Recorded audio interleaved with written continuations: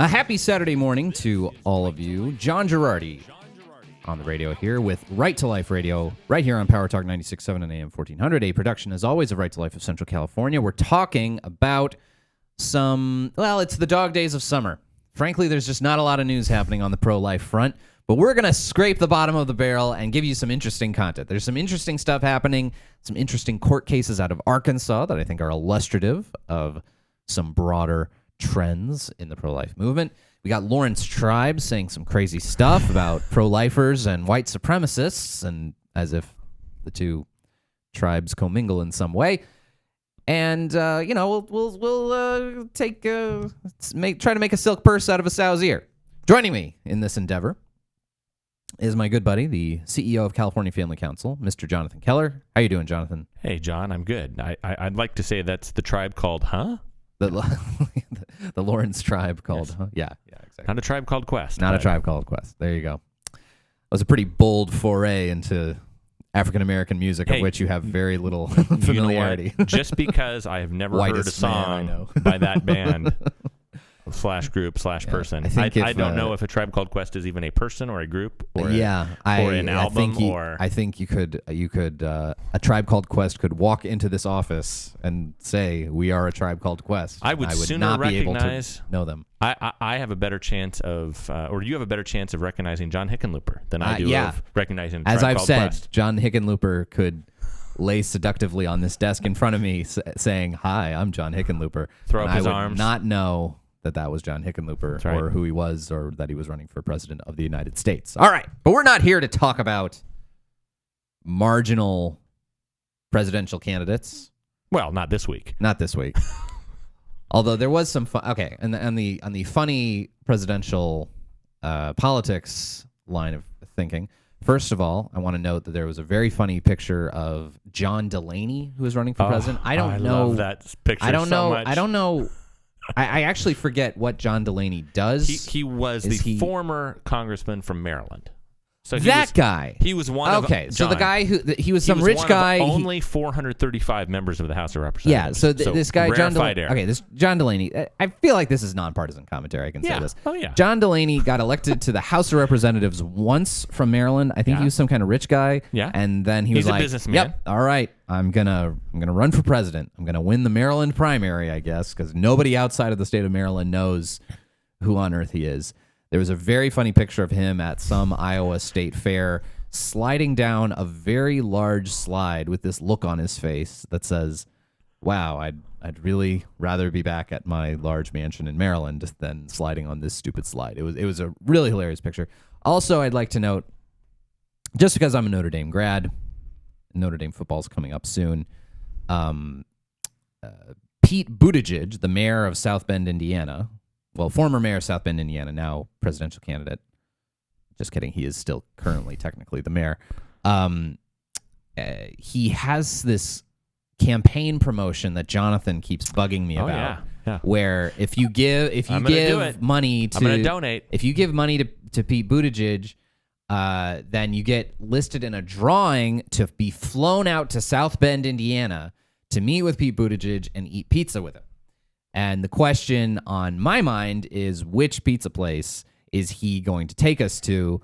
Now, my wife, very cynical towards all politicians, including Pete Buttigieg, is like, he will probably take you to like Papa John's or some crappy place.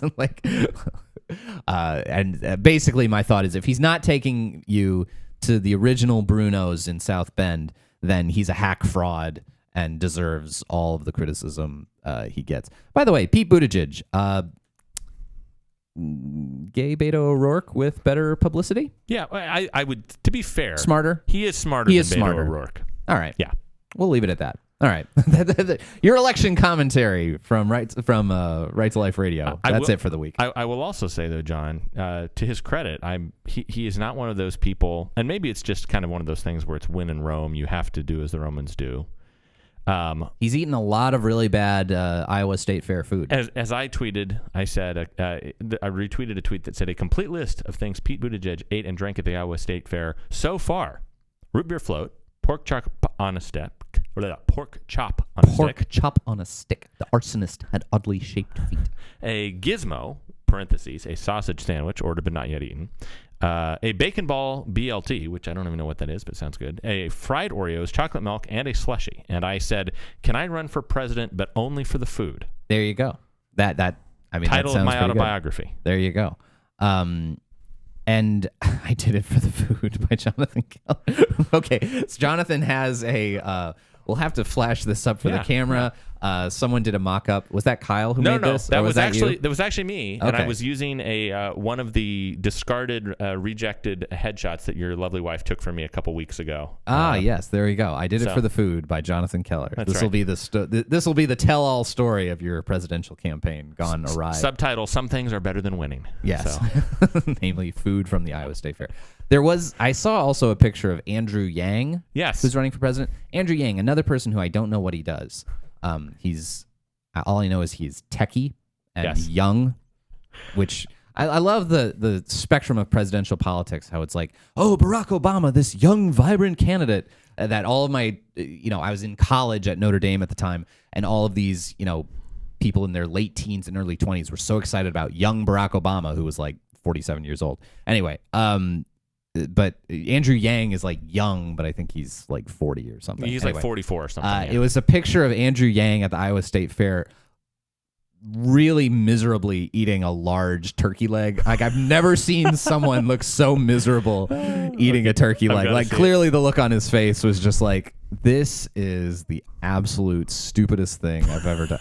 Jonathan is now looking at it. I found it. Oh, my God. And the title of this article from Esquire is, Please Watch the Democratic Candidates Pretend to Enjoy Iowa State Fair Food.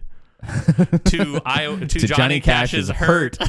All right. I hurt myself today. We're definitely going to watch this on the break. So. All right. Anyway. So, see, this is what we do on a week news story day. That's right. We John, hem and haw about 12 minutes into presidential politics. In the midst of a By the way, it should be noted, difficult season. It should be noted that every single one of these people we talked about supports abortion through the ninth month of pregnancy with no restrictions, and often with public funding. And this is the thing that's tough. Like, sometimes when you have such a serious policy disagreement with people that is at such a fundamental level, you have to find something that is vaguely humanizing about them to at least, to get over the fact that they support a policy that brings about the destruction of millions of lives. Yeah. Well, that's the whole dichotomy of the weirdness of this show. That it's a show about abortion, and somehow we manage to laugh and make it fun. Because if we don't, we'll just go crazy, and this will be completely awful to listen to. And we need to, we're trying to teach people about very important news and information. And if we're completely sad all the time, everyone's just not going to want to listen to it. So here we are. We're having fun. Playing funny bumper music, talking about Andrew Yang and how miserable he looks eating. I've never seen someone eating a large turkey leg at a fair look more miserable. That is bleak. I will say, he's just holding it, just look with his look on his face, like, why the hell did I order this damn turkey leg? In Andrew Yang's credit, he did have one of the funnier lines of the Democratic debate in July, and he said, people are asking, who I am. I'm a short Asian guy who likes math. So basically, the opposite of Donald Trump. That is pretty much the opposite of Donald Trump. I mean, come on, that's funny. That is pretty funny. Anyway, all right. So there are a couple of kind of news stories that are out there that relate to the topic of abortion that we're going to get to today. You know what? Let's head into the break right now, Producer Raphael, because we've been just sort of having fun and giggling and joking. We'll get to the substantive issues of the day. We're going to talk about an interesting series of court decisions out of Arkansas. A federal judge in Arkansas who issued a bunch of interesting and cruddy rulings surrounding the topic of abortion and some legislation that the state of Arkansas is trying to pass. And I think it will be educational and illustrative of the broader position of where we are in our courts and in the law as it relates to the topic of abortion. You're listening to Right to Life Radio on Power Talk 96.7 and AM 1400.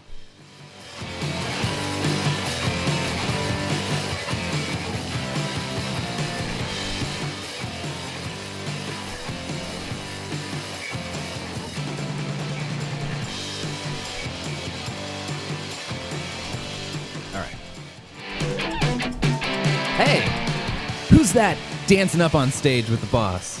Why, it's Courtney Cox. Wasn't that Courtney Cox? Yeah, I think it was. It was like that. Oh, maybe it was someone else famous. Wait, who's singing? Okay, who's the Bruce famous, Springsteen? I don't know these. Good Lord, Jonathan. Thanks for bringing that to a grinding halt. You're listening to Right to Life Radio. Getting away from that on Power Talk 96.7 and AM 1400. John, no, it was. I think it was what Courtney. What is this Fredo? Hey, no. We're sticking with Courtney Cox. The music video for "Dancing in the Dark." Okay. Famously, and I think it's I believe it's Courtney Cox. All right. Okay, we're gonna look this up. Look it up. Courtney Cox, "Dancing in the Dark." It was the first time Courtney Cox ever had any kind of appearance in media, and it was at the end of the Dancing in the Dark video. Okay. She comes up on stage and starts dancing with Bruce very awkwardly, and that's the famous thing about the video. Is there some sort of, is she related somehow, or she's just supposed to be like a random? She's like a girl in the audience that Bruce is giving the goo eyes to. Oh yeah. And during the video, you're there right. She is.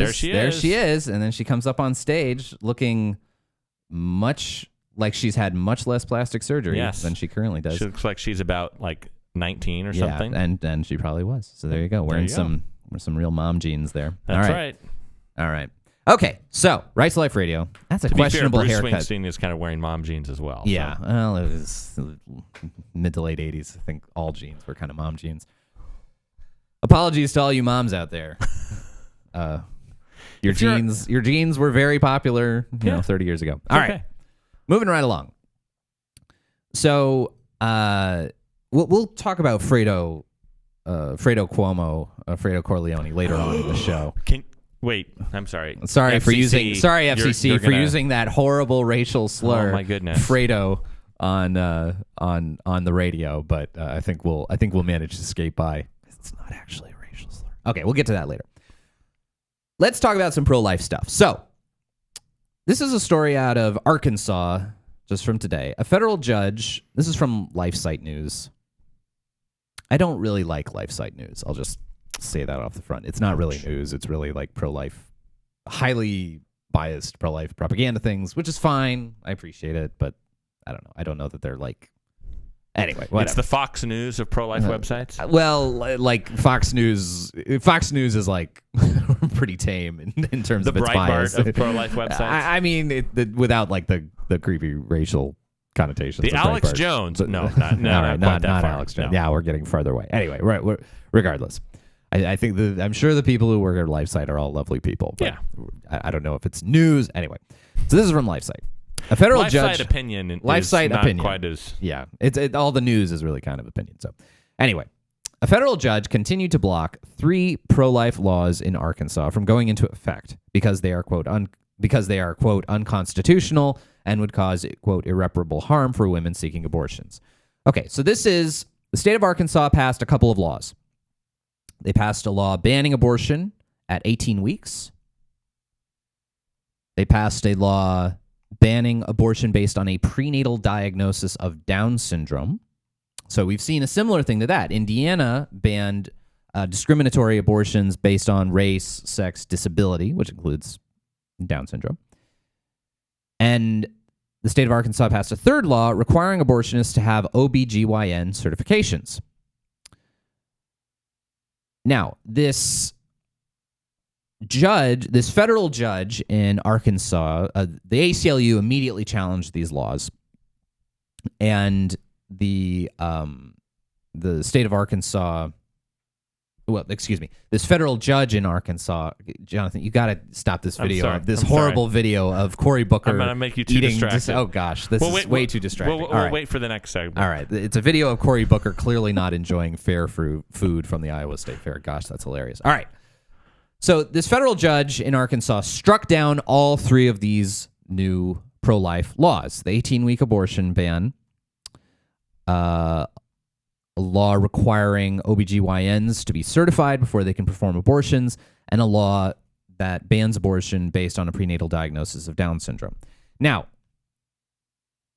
I understand the mindset of the judge, but I really strongly disagree. So there are some things where I understand and don't agree, and there are some things where I understand and I really strongly disagree. So basically what this judge says is, look, these laws are clearly designed to challenge Roe v. Wade. It's not consistent with Roe v. Wade and Planned Parenthood versus Casey, and thus I can't uphold their legality. That's not all she said. I could see like a more conservative judge saying something like that. That's not all she said, though.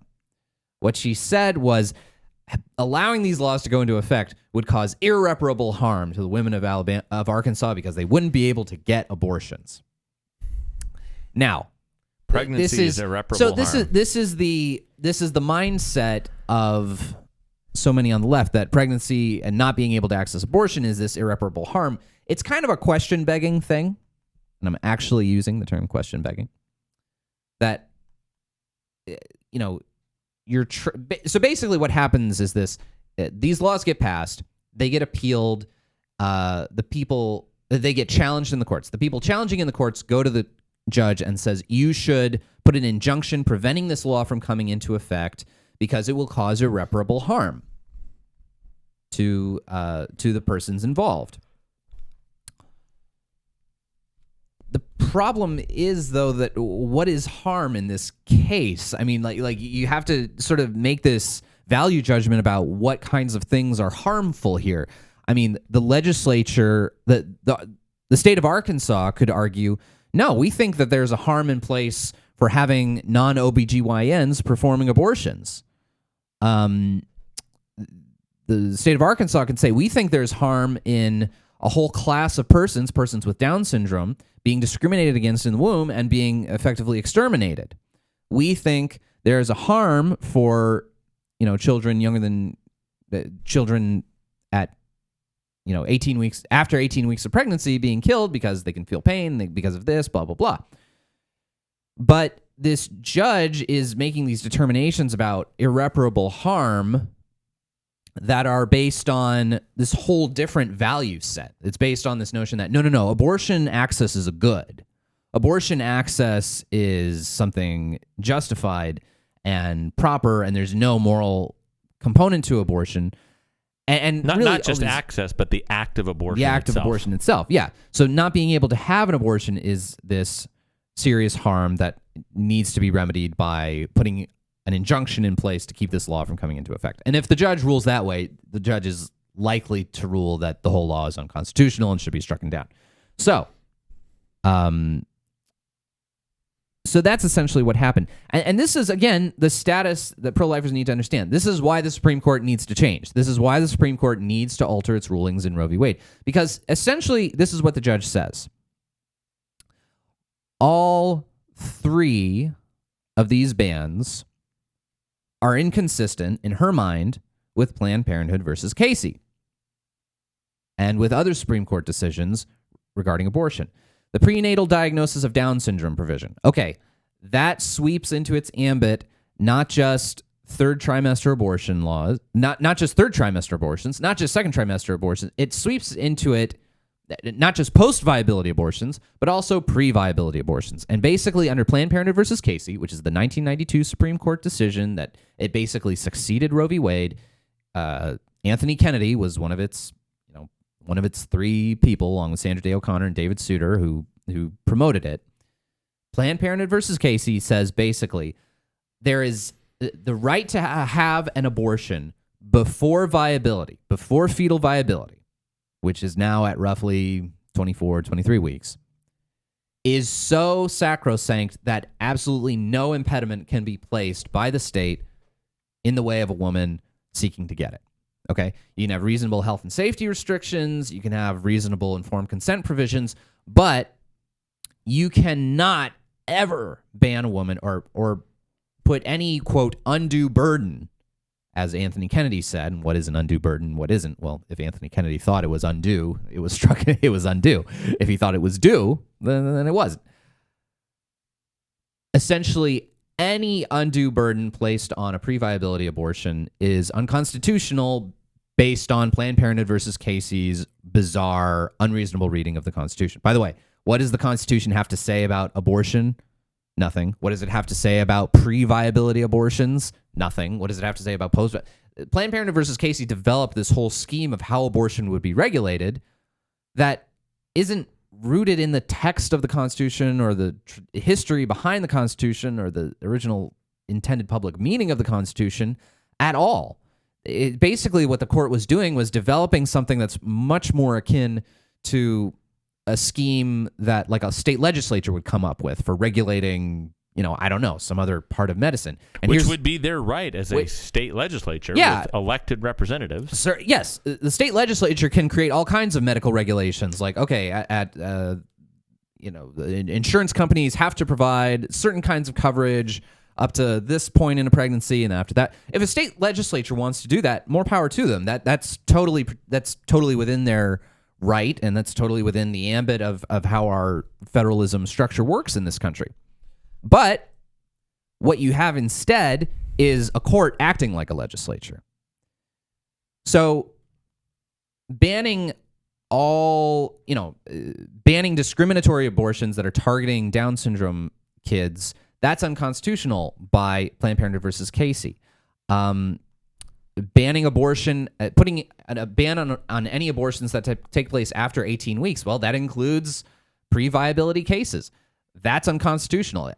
Banning post-viability abortions without a health exception, that's unconstitutional according to Planned Parenthood versus Casey.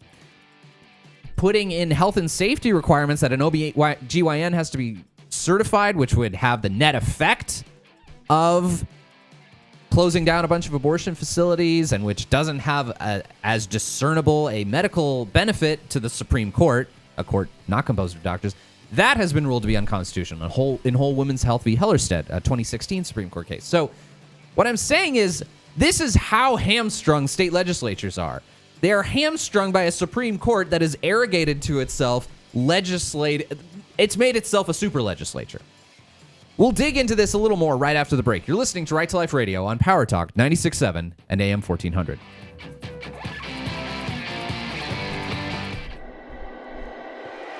Right to Life Radio, John Girardi with you. Little Cyndi Lauper action for you. This is Girls Just Want to Have Fun.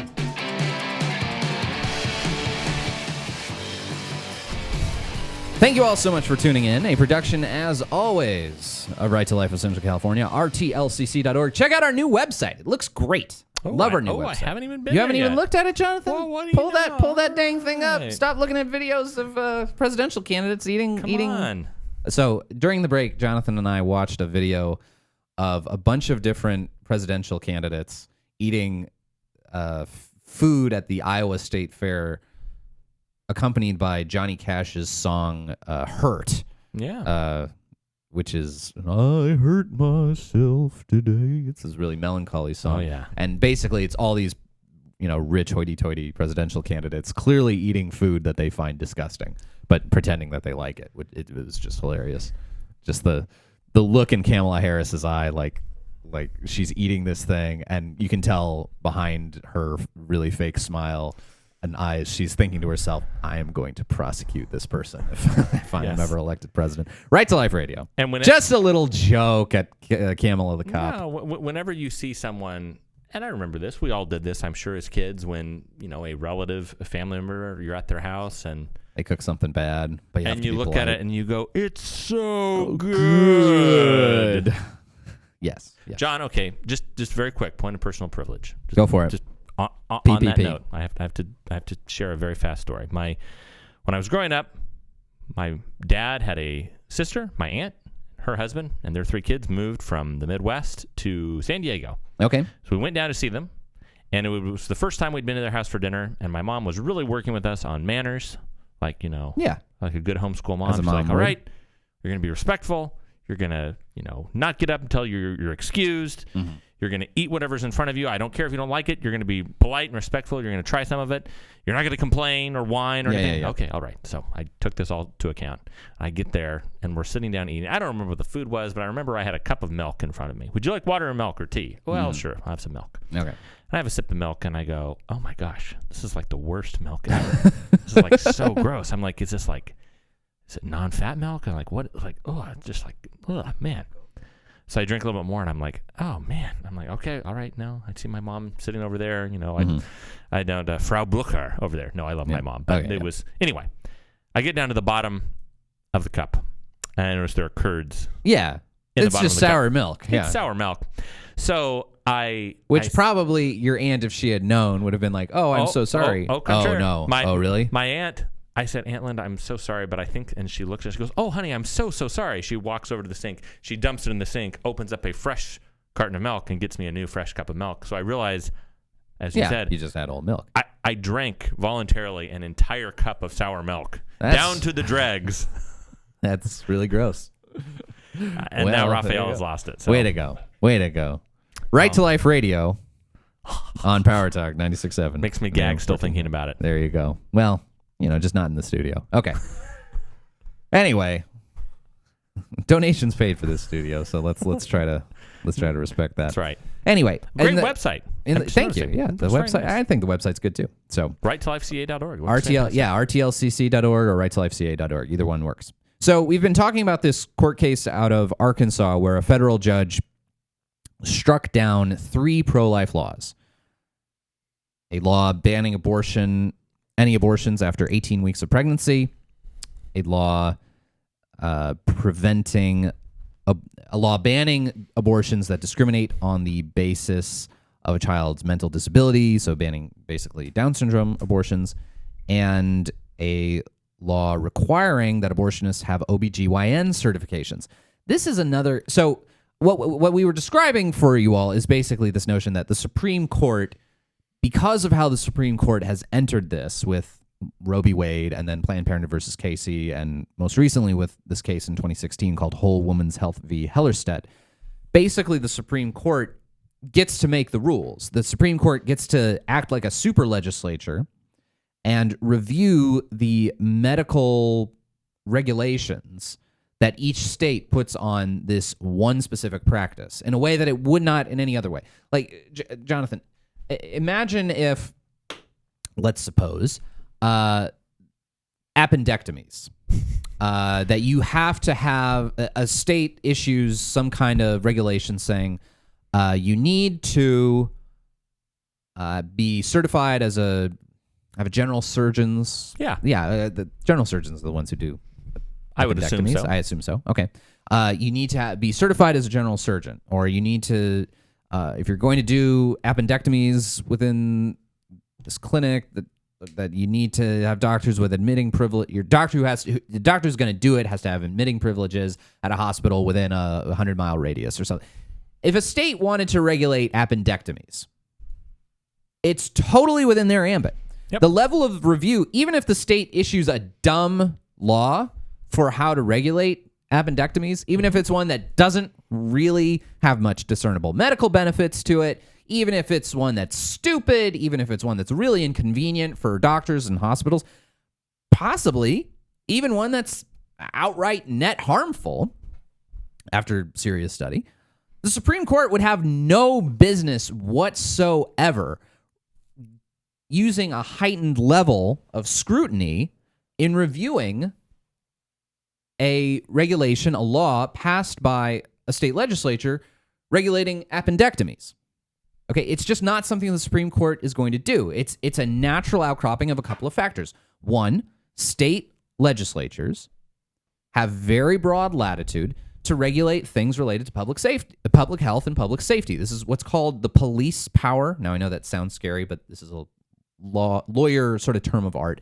Basically, by police power, what it means is our federal government is a government of limited and enumerated powers. So not innumerable, enumerated. Enumerated, yeah, not just innumerable. To clarify, in case you didn't hear that on the radio. Yes. Not unlimited and forever powers, but very specific, tightly conscripted. So the federal government can only do those things that the Constitution explicitly says it can do.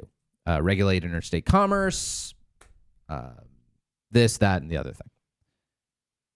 State governments, on the other hand, have what's called the police power. Their ability to regulate, to issue laws, is not constrained in the way that the federal government is. They have the police power. They can make general laws regulating our economic life, regulating questions of public health, regulating questions of public safety, etc., within certain constraints. Things like those parts of the Bill of Rights that apply against the states, any other constitutional amendments that apply against the states, like the 14th Amendment, within those constraints, state governments can issue whatever regulations they want. They have very broad powers. That's the way our system of government works in the United States. This is called federalism.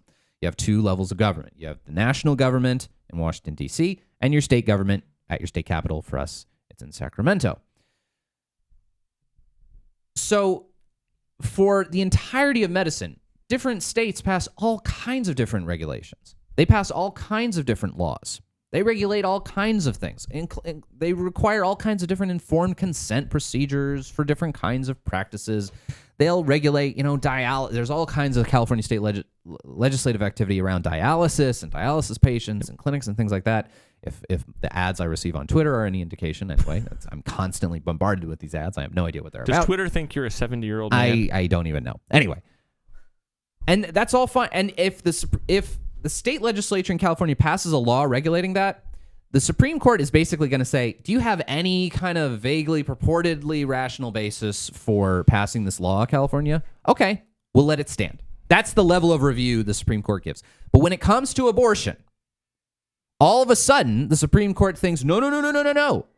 We are going to give this extremely heightened level of scrutiny, depending on what it is. We're going to examine this so minutely. We're going to closely weigh benefits and burdens. And we're going to make these judgments as if we are a legislature.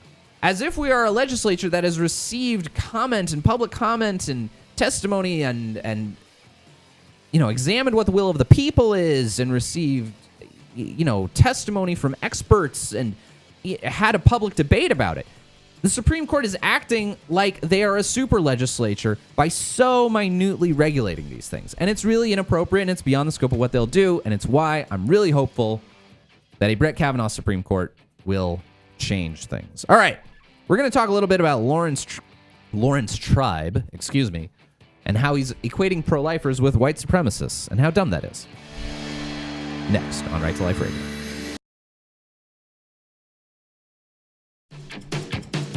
Right to Life Radio with John Girardi. This is the B-52s. This is Private Idaho. We're digging real deep into the third most popular B-52s song of all time. I think the Democratic presidential candidates are living in their own private Iowa. And there we go. That was a real stretch of a joke. No, it was good. No, it wasn't. It was pretty bad. They're all...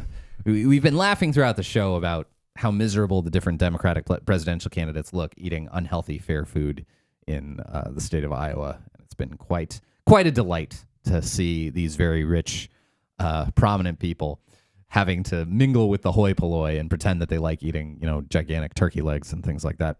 Right to Life Radio with John Girardi. Thank you all so much for tuning in. This is our third segment. We have one more segment. This is our fourth segment. This is our last segment. Segment. So, this being the last segment, I want to make a quick announcement for all of you. Quick announcement. Okay. Quick radio announcement. There's going to be a new show on Power Talk 96.7 and AM 1400 starting on Monday. And that show is called The John Girardi Show. Yes, I'm going to have a daily Monday through Friday show right here on Power Talk. It will be on from 6 to 7 p.m. every day right after Trevor Carey. So, if you like this show, you might be interested in listening to me every single day, and it'll be available as a podcast and all that. So it's I kind of need to keep church and state separate a little bit. So this show is, the show of Right to Life of Central California. It's a sort of a 501c3 show. I don't endorse candidates or anything like that. The John Girardi Show is just the John Girardi Show. And obviously I'll talk a lot about the issues I care about, which is abortion and things like that, but it'll be a more broad ranging sort of political show. Jonathan Keller will be a very frequent guest, I'm sure, on the John Girardi Show. We might try to establish a standing, Jonathan Keller Mondays or something like that. So stay tuned for that. We'll be starting on Monday. So I'm very excited about it and very happy to be working with all the great guys at Power Talk, Steve Weed, Steve Darnell, and Chris Squires are all awesome, and I appreciate Trevor also for all of the advice he's given me over these past 2 years or so and allowing me to fill in for him, which kind of set up this show being possible. So a big thank you to all of those guys. I'm really excited to get started. Okay. I will, and I will still continue to be Mr. Right to Life. This is like an extra little gig I'm throwing on. I'm still the director at Right to Life, and I'm still helping to found our Obria clinics. So anyway, I just wanted to let our audience know that is happening if they are interested. Okay. Going to talk a little bit about white supremacy, Jonathan. Oh, boy. I'd like to just say off the bat, white supremacy is bad. Don't like it. Never have. Very bad. There's no but at the end of this. Yep. White supremacy, completely... It's just the facts. Completely, totally bad. All right. So, Lawrence Tribe is a failed wannabe Supreme Court justice. Just kidding. Okay, sort of just kidding. Ouch. So, Lawrence Tribe is a longtime professor at Harvard Law School. He has taught constitutional law there for years and years and years and years and years, and is for a long time, has been one of the leading lights in liberal legal academia, and a very prominent person. He has been floated as a possible Supreme Court pick for Democratic presidents for the last 30 years. So he's kind of like the Pete Best of the Supreme Court, like Pete Best, the fifth Beatle who just, didn't manage to get to the club that night, and Ringo was there, and so Ringo became the fourth Beatle. Poor like guy. A couple $1 billion later. Lawrence Tribe is kind of the Pete Best of the Supreme Court. Everyone has thought that some Democrat someday would nominate him to the Supreme Court, and it just never really worked out. Now he's probably a little too old to be considered a likely candidate for the U.S. Supreme Court. Now part of a tribe called Meh. Yeah, Lawrence Tribe called Meh. Anyway, so Lawrence Tribe. Now Lawrence Tribe still writes a lot and is still kind of a public figure, and he's one of these. Become very notable for his anti-Trump hysteria on Twitter the last several years. Yes, and it's one of these things. There are all these people who he and Alan Dershowitz sort of feel to me like kind of birds of a feather. Like maybe they just should not have Twitter accounts. Like I don't know that having access to Twitter, I don't think has helped them. I think. Do you think if anything, that it has similar been to a bad idea? The fact that cardinals have to turn in their voting privileges at a certain age, like yeah. So cardinals, law professors should have to turn in their Twitter accounts at a certain age. I think everyone should turn in their Twitter account after a certain age, and maybe that age is like 30. So just based on my own usage. By the way, follow me at Fresno Johnny, at Fresno Johnny, if you want to hear what I think about everything, and at Jonathan Keller. Anyway, Lawrence Tribe had this tweet. This is, again, noted Harvard Law School professor Lawrence Tribe. He says, white supremacists oppose abortion because they fear it'll reduce the number of white infants and thus contribute to what they fear as non-white, quote, replacement. Never underestimate the way these issues and agendas are linked. This turns intersectionality on its head.